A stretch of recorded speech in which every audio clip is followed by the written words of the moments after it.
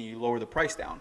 And that's kind of what you want to do. The reason why we do these inspections is so that we can lower the price a little bit. So like if it comes up that I need $800 worth of repairs and maintenance. Welcome back, everybody. Today I'm going to show you guys how to inspect the car that you're buying. Okay, this is very important for you guys that are buying and selling cars on Craigslist or eBay or Facebook Marketplace, wherever. But also if you guys are just wanting to purchase a car and you want to know what to check. I'm a mechanic and I've been a mechanic for over 14 years. I have my own shop, so I know this very, very well because I do pre-purchase inspections as well. So I do this for my customers that want to buy a car and they want to make sure it's not a lemon. So I'm going to give you guys a full checklist of things you want to check, what tools you're going to need, and then we're going to actually go through the entire process on this Honda that I just bought that I'm doing an inspection for. So it's actually, so I'm going to go through the entire video. Before we do that, make sure you guys hit the like button if this video helped you in any way, and leave me a comment. It helps with the YouTube algorithm. Just put thank you, put thumbs up, put whatever in the comment section. It really does help, guys. So thank you so much. So the tools you're going to need are going to be a rag, jack and jack stands, a flashlight, and an OBD2 scanner that is able to read monitor status. And I'll let you know why you guys need that in a second. If you guys don't have an OBD2 scanner, not a problem. You go to the link in the description below and I'll show you guys which one that I like. It's about 50 bucks. It's a very small one. There's even cheaper ones, but this one I like because I've used it before. And it tells you the monitor status and then if there's any check engine lights. And then in the description below, also I'll put the checklist of everything I'm checking so you guys can copy and paste that on a PDF file or a Word document, and you can print that out and take it with you if you guys are looking at a car and you just forget. You could just check them all off, okay? And then make sure you guys go to automechanicclub.com and pick up a hat if you guys are inclined to, if you guys like the hat. There's shirts, a bunch of other stuff. It really helps support the channel. All right, so why do you need the scanner? It's very important if you guys are in states like California where there is smog. If the monitors are not reset, it's a pretty clear indication somebody erased the check engine light and they have not driven the car enough and they just erased it before you got there just to sell you the car with the check engine light. So this is very important because if you have a check engine light, you're going to have to fix it before you can get it smogged. Because if you take it to get smogged and there's a check engine light, it won't pass and you won't be able to get your registration. So this is like the first step before you even inspect the rest of the car, is to make sure there's no check engine light. If the monitors are not reset, be really careful. Be really, really careful because it means that it might have a check engine light. Now, if you scan it and all the monitors are reset, then you're pretty clear and you can, you're pretty certain that you'll be able to take it to the smog place and they'll smog it and you won't have any issues with that, okay? So let me explain what the monitors are. The purpose of the readiness monitors is to self-test the car's emission control systems. The monitors are also known as emission monitors. Like the name indicates, that they observe the performance of the car's emissions related systems. Cars may perform up to 11 system tests or routines. These tests are so-called readiness monitors. The output of the readiness monitors tell you whether the car's computer has completed the test successfully, meaning that if it has done the test successfully and there's no issues with any of the sensors and there's nothing out of whack with the engine or transmission, there won't be any check engine light. Now, if there's a monitor that's flashing, when you scan it, then that means the monitor has not tested the component yet, or it has and it's seeing something funky, which means that you might have a check engine light due to that monitor not being reset. So this is very important. So I want to make sure that this is very clear to you guys, okay? Once you do that, we'll be cool. So I'm going to show you guys how to do the OBD2 scanner and everything, and I'll show you where the monitor's at and all that good stuff. I just want to explain that before we get into it. So let's go ahead and get started. Okay, so first things first, when you're inspecting a car is always making sure that the monitors are reset. So I'm gonna show you guys how to do that. Like I said, I'm gonna give you guys a scanner that's around 50 bucks that you can purchase on Amazon. Link in the description below. So first things first is obviously plug in the OBD2 scanner. Normally it's underneath the dash and you'll be able to see it. And I'll put a picture of what the connection looks like. So then you go ahead and turn the key on, power off, engine off obviously. Go ahead and link to the car, and then what we see here is that we have no DTCs are presently stored in this vehicle computer, which is good. The other thing that I was talking about is the monitors, which are right on top. Okay, so the monitor status looks like they are all clear. We have a green light, which means that all the monitors are clear and there are no check engine lights, which is a good sign. Now, if there was a problem or potential problem, then the monitors would be flashing. And that means that the check engine light might be on for whatever reason, or somebody erased the check engine light and the computer is retesting everything. When the monitors are flashing, that means that the computer is testing the components to make sure that there are no issues, which normally means that there might be an issue. You know what I mean? So be careful with that. This is what you want to see whenever you're scanning. No DTCs are present and all the monitors are reset and they're all solid. Before I lift up the car and take the tires off and check and inspect the brakes and the suspension stuff, I like to pop the hood and then just look around the engine. What I'm checking for here is any leaks coming from any of the gaskets. The main gasket that leak on the top are going to be the valve cover gasket, which is the top gasket. So there'll be like leakage coming from around here, which is right where the valve cover bolts out to the head. The timing chain cover, which is the front, that has a gasket that goes in between there. And then from the top, that's pretty much the two gaskets that will leak any oil. So these look pretty clean. You'll know that there's a leak because it'll be wet. It'll kind of look like this. This is a little bit of oil that's been spilled by somebody doing oil change. Somebody must have just spilled a little bit of oil there and just didn't clean it up. And you'll see it be a different shade from the different material. It's very clear to see if there's a leak. This one, there is no leak. Let's see if I can move the light. There is no leak coming from anywhere around here, so we're good to go there. Then I'll check the air filter.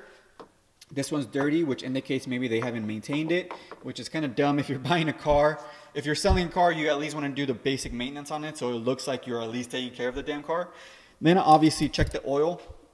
Make sure the oil is clean. There's nothing weird going on with that, and that looks pretty clean. It looks like they just did an oil change, which is a good indication of them taking care of the car at least. So, and obviously make sure there's oil in it.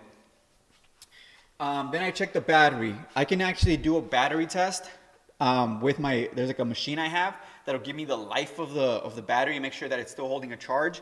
But one thing you can do if you don't have that, if you're just like a backyard mechanic or somebody that is just inspecting a car pretty quickly, is on the battery itself, there'll be like a sticker. On this one, I can't see it right away, but there'll be a sticker with the date it was manufactured. There'll be two numbers. It'll say 10 of 19, which means that the battery was built in October of 2018, which lets me know that the battery is right around 2 years old, right? Almost 2 years. So what that means is that the battery probably has another year or 2 years of life left. Because I'm in California, normally batteries will last you between 3 to 6 years, depending on what state you're in. If you're in colder climates or really warm climates like Arizona or in the East Coast, batteries tend to die faster because of the extreme heat or cold they're in. In California, we always have like the same weather, 75 degrees. So batteries normally tend to last between 4 to 5 years because they're just in better weather conditions. So batteries actually last longer here. So I can estimate that the battery is about 2 years to go, and it's a good brand. It's AAA. So this will normally, like, if it was built in 2018, I probably have till like 2022 till I have to replace it.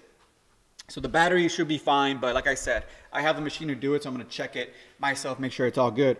Then you want to check the brake fluid level, make sure that that's full, at least full, because if it's not full, then you know that we might have a leak coming from somewhere on the brake system. The car feels great when it brakes, so I don't foresee that, and the level looks like it's full. It looks a little dirty. The brake fluid looks a little dirty, so I might need some maintenance. So I might be able to bring the price down because I'm going to need some maintenance. They haven't even replaced the air filter, and then the brake fluid needs to be replaced. So I might be able to bring the price down and negotiate with the owner so that I can say, hey, I'm going to need some maintenance. Can you lower the price down? And that's kind of what you want to do. The reason why we do these inspections is so that we can lower the price a little bit.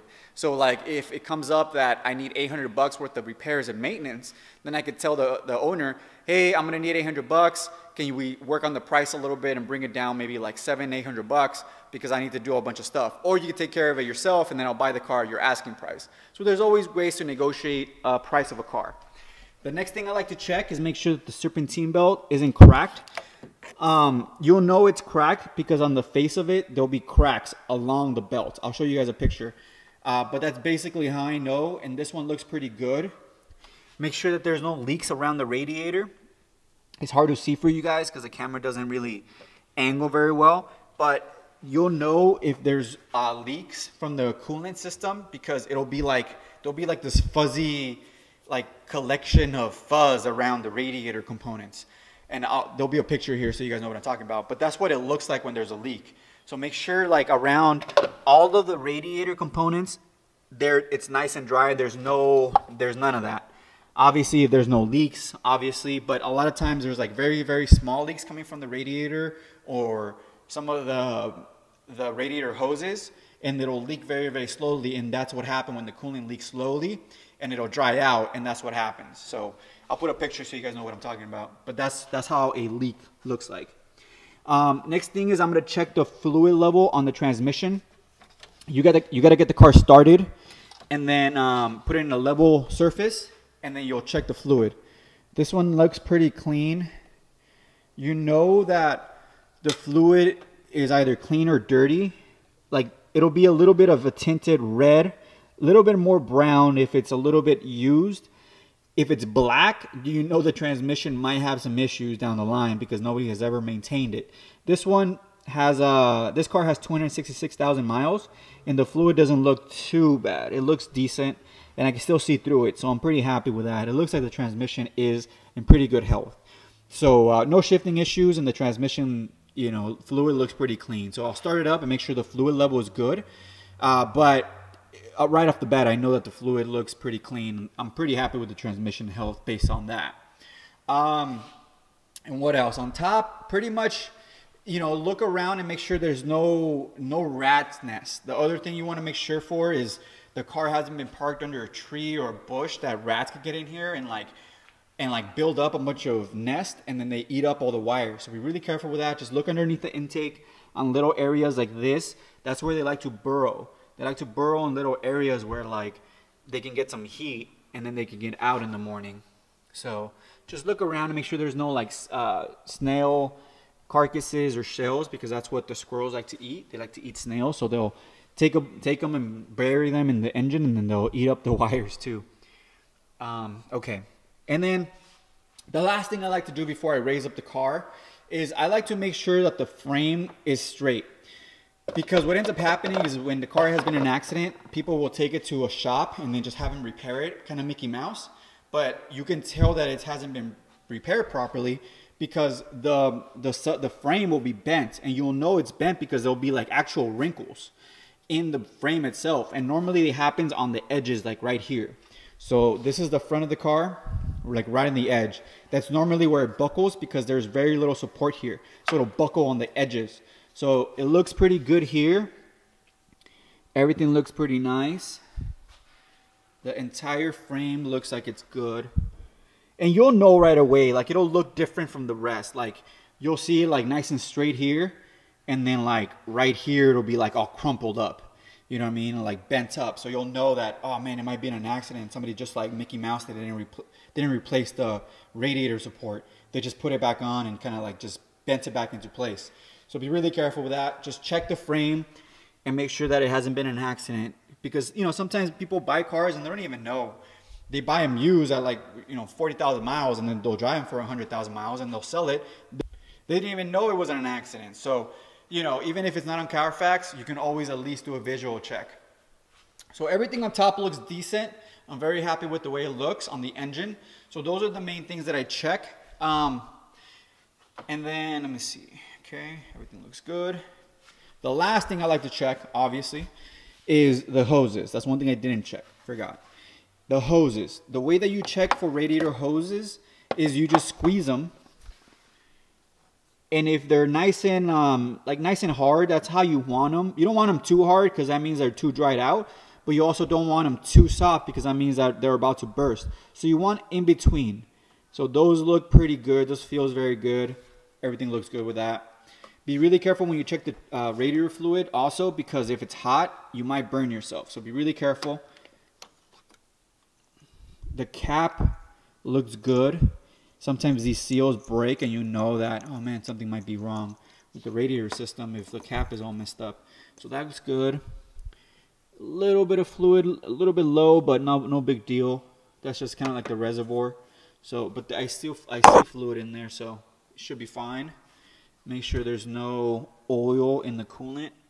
And the other reason why you want to check the radiator cap is because sometimes if there is oil mixing in with the coolant due to a bad head gasket or a cracked block or a cracked head, you'll have like a muddy, it'll look like mud, like chocolate milk. And you'll see it on the inside too. So check for that.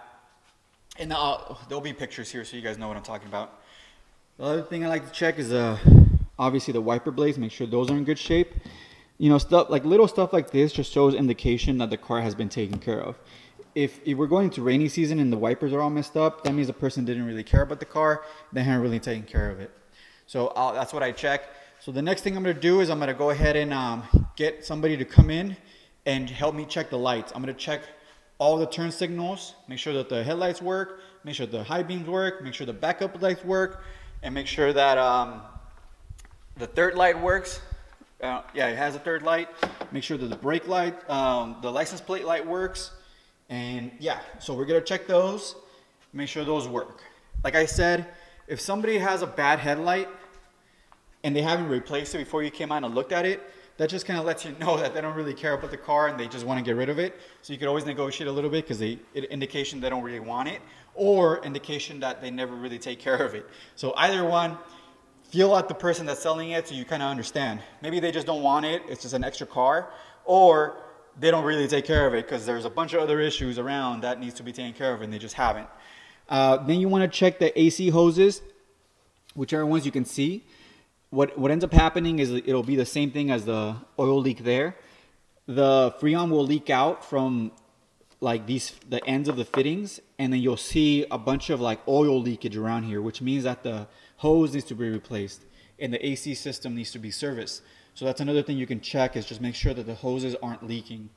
Okay, so let's go ahead and raise the car up. We're gonna check the tires, take the tires off, check the brakes, we're gonna check the suspension. Then we're gonna raise the car up the rest of the way, go underneath it, and make sure the oil pan and the rest of the components underneath the engine are not leaking. We're gonna check the exhaust and make sure that the frame on the under the car is in good shape and it's not bent or anything like that.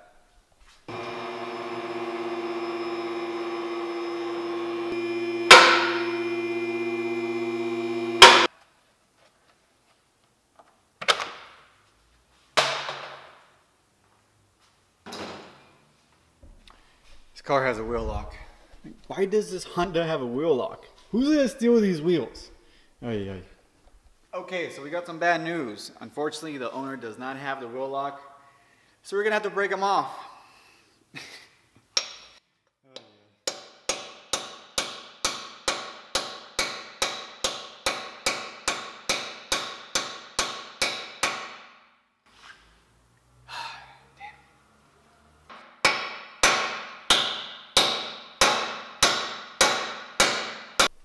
Okay, we got it off. Let's go ahead and remove it. Luckily, it was pretty easy to take off. But, you know, sometimes, man. Okay, so check the tires. I'm going to use a penny. So what you want to do is you want to take the head of the penny and you want to put it on the edge of the tire, on the tread. And what you want to see is you want to see the tread cover the head of good old Honest Abe. So you guys see that? It barely covers his head, which means that the tire still has pretty good tread, right around, I want to say it's right around 34 thousandths of an inch. That's normally what you'll find. So as long as it covers a head of good old Abe Lincoln, you know that the tread's pretty good. So the other thing to check for is make sure the tire isn't cracking or isn't old. The other thing you could do is also check the date the tire was manufactured, and it'll tell you when it was manufactured. Obviously, if it's newer than 5 years, you should be fine. This date is probably on the inside because I can't find it. So I'll show you guys where the date is. But this one looks pretty good, so it should be fine. So let's go ahead and check the brakes, and I'll show you guys where the tire date is on a picture right here, so you guys know where to find it. But it'll be on the face of the tire, so you can always do that. But visually, it's good enough. Also, the car did have the original lugs in the trunk, so I'm gonna use the original ones to put back on. No more wheel locks. I don't think anybody wants to steal these wheels, but you know, some people sometimes get a little bit freaked out. You never know. So anyways, we're gonna check the brakes next. Okay, so now we're gonna check the brakes, and the first thing we're gonna check is obviously the rotor. The rotor is in pretty good condition. If you don't have the tools to measure them out, not a problem. You could just do a visual inspection. What you want to look for is make sure that the face of the rotor looks like it's one color. What ends up happening is if the rotors are bad, you'll have heat spots. So there'll be black spots right along the face of the rotor, which means that the rotor is wavy. You can't really tell obviously with the naked eye, but the heat spots show that the rotor is wavy. So you don't want that. You want it to look like this, all one color. Okay? Then obviously you want to check the brake pad and make sure that the brake pad has pretty good life in it. On the inside pad as well. This one looks like we're going to be needing brakes. So I'll show you guys a picture of what I'm talking about, but this one does look like it's going to need front brakes. So I might be able to negotiate a brake job with the owner of the car when I'm purchasing it. So good for me, bad for the owner, obviously. The other thing we're going to check while we're here is we're going to check the suspension. So we're going to check the strut. The struts always have this boot that covers the shaft. You want to pull this boot up, and what you want to look for is right at the top of the strut over here. There's the top, and at the top there's going to be a seal that holds all of the fluid inside the shock. And what ends up happening when the shocks go bad is all that fluid will leak out, and you'll have like a bunch of oil everywhere. And you'll know because it won't look like this. It'll be like oil stained. So these actually look like they're in good shape and the car drives well. So I don't foresee any issues with the front strut. So I'm very happy with that because struts are very expensive. Then you also want to check, make sure that the suspension components are good. So this is the tie rod end. Okay. So the boots at the end of it will crack. These boots right here, they'll crack. This one looks like it's cracked. Yep, it's cracked. You guys can see that. So we're going to need new tie rod ends. It's not going to be, suspension components are going to cause you to break down. The worst thing that happens when you have a bad suspension component is that it'll wear tires out faster, and you won't have very good control when you're driving the car, and the car will kind of feel like a little bit of kind of like a boat ride, you know? So obviously I want to take care of this, but it's not going to be a deal breaker for me. If we negotiate all the important things like the brakes, the tune-up, and then the maintenance on the car, I'll be okay if he doesn't want to pay for the tie rod ends, because that stuff isn't going to cause you to break down, or it's not a safety concern. It's more of a maintenance concern, and I can take care of that another day. But for me, it's definitely something I want to bring up because it'll bring the value of the car down, because I'm buying it. If you're selling it, you do not want that, obviously, you know. But right now, we're buying a car, so I want to make sure we catch all the little things we can so we can negotiate the price. Again, the other component is going to be the outer tie rod end. So we have here the boot on the tie rod end. You guys can see that. These boots will sometimes be cracked. This one is actually in good shape, so no problem there. And make sure that all the covers are on. All the covers look good, which indicates no accidents. All the clips are in, so that's always good. Looks good. Then I can see the rack and pinion boot right there. That's the rack and pinion boot, and it looks like it's nice and dry, which means the rack and pinion is not leaking, and the boot is not broken, which is a good sign. So that's a good thing. The other thing I want to check is the brake lines. Make sure the brake lines don't have any cracks in them. These look great. All good there. All good there. Okay. And everything looks like in order. Nothing looks weird, nothing looks out of place. I'm going to check the other 4 corners, and if I find anything weird, I'll let you guys know so you guys know what a bad component looks like. But I would be putting pictures of all bad components, you know, with my description as I talk about it. But I'm going to check the rest of it. Let's go ahead and raise the car up and get underneath it, and then see if there's anything wrong underneath the car. Okay, so we're underneath the car, and right away we can see here that we have a bad axle. It's not a bad axle, but we have a bad axle boot, and you guys can see here that it's cracked. And what ends up happening is when these boots crack, all the oil inside of the axle or the grease will fling out, because this spins. This attaches to the transmission, and this attaches to the tire. And when this spins, the whole tire spins. So this is like a ball and knuckle inside there, and it needs lubrication. And these boots are designed to keep all the dirt and debris out and then keep the grease inside. But this one's obviously cracked, so one or two things we can do. We can either remove the axle, change the boot, and then put it back in, or we could just replace the whole axle. A lot of times it's cheaper to replace the axle because it's cheaper than removing the boot and doing it like that. So I'm gonna recommend to get a new axle. So good for us, because that means we can drive the price down a little bit more.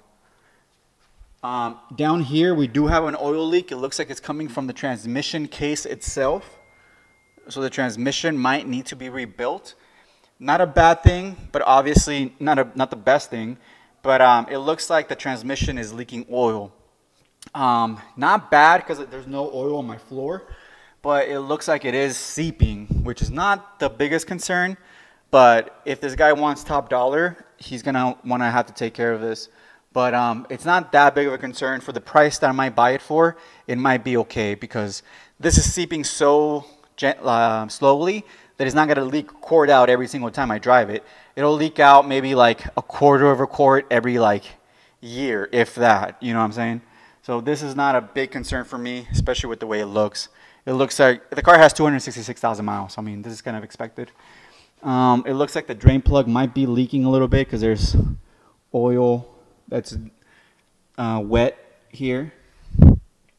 The radiator looks like it's nice and clean. The hoses look fine. Squeeze those, that look good. No leaks from the radiator, that looks fine. Let's check over here. Yep, tie rod end boot is cracked, so we're gonna have to replace the tie rod end. The strut looks clean. The axle boots over here look nice and dry. They're all good. There's also a boot, axle boot on the inside. You guys can see that. Those look fine. And there's another axle boot right here. That looks good. The frame looks like it's in good shape. The control arms look like they're straight. Nothing looks like it's been hit or bent. Exhaust looks like it's good. No rust. Everything looks fine with the exhaust system. There's nothing underneath that indicates anything that has been crashed, and nothing has been crushed by somebody running over something. It might look like we did have an accident because the rear bumper here looks new. This is a brand new bumper. The rest of the car looks old, and this piece is newer. So it looks to me, look at that, and we do have some writing here, maybe from a junkyard that they got the bumper from. And it looks like the bumper has been replaced because it's missing a few pieces here. There's a piece that goes there, and then the rear bumper has been replaced. Yep, it looks like it's been replaced. No frame damage though. Everything looks pretty normal. So I think it just tapped it and then repaired that. There's no Carfax, so it doesn't look like it's been reported. So it might have been a small bump. No big deal. I'm not gonna make a huge deal out of that, but I at least want to let them know, so that let them know that I know it's been an accident, and it helps with the negotiation. So, oh, look at that. We have a bad strut, bad shock, I mean. So you guys can see there that it's leaking. See how it's different color? That's the oil that's leaking. We definitely do need rear shocks for sure. The right one for sure. The left one looks like it's not leaking, but you always want to replace those in pairs. So good for us, bad for the buyer. I mean, bad for the seller. I'm gonna go ahead and remove the tire and check the rear drum brakes. Just make sure tires look good, and everything else looking good. So that's how you do a pre-purchase inspection. Make sure you guys go through the entire process doing the OBD2 check first. If that doesn't check out, there's a big problem with the engine, or somebody's lying to you and somebody doesn't want you to know there's a check engine light. So be really careful with that. Do that first and make sure that's all good. After that, you can do the whole entire check on the entire car and make sure that all the other components are in good shape. And the reason why you want to know whether or not it's in good shape is to, number one, know if you're getting a lemon, know if the car is in good shape and has been taken care of, and so that you can negotiate a better price. Because if you guys saw the things that the car needed, once I make up my estimate of all the repairs that it needs, I'm going to give that to the seller and say, hey man, it needs X, Y, Z.